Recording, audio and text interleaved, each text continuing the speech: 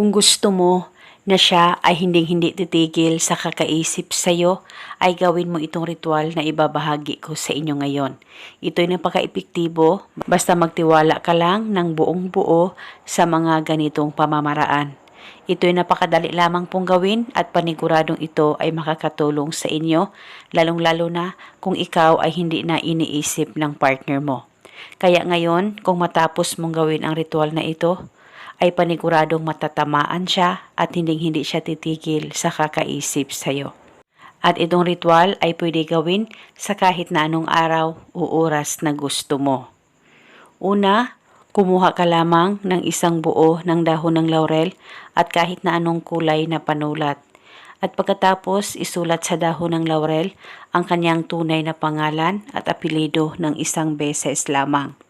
At pagkatapos mo nang masulat ang kanyang pangalan sa dahon ng laurel, ay hawakan mo saglit ang dahon ng laurel, ilapit sa baba mo, pakaisipin mo siya ng mabuti, mag-focus at mag-concentrate ka, at ibulong mo ang mga salitang ito. Pangalan at apelido, sa kapangyarihan nitong dahon ng laurel, ikaw ay hindi titigil sa kakaisip sa akin. Ibulong mo lamang ito ng 3 beses. Pwede ka rin mag-iba o magdagdag ng hiling kung gusto mo, wala pong problema. At pagkatapos, kumuha ka ng lighter o pusporo at sunugin mo lamang ang dahon ng laurel. At hayaan mo lamang ang abo kung saan mo sinunog ito. Kinabukasan, pwedeng ulitin ang paggawa nitong ritual. Kumuha ka lamang ng isang buo ng dahon ng laurel, isulat ang kanyang pangalan, ibulong ang hiling at pagkatapos sunugin.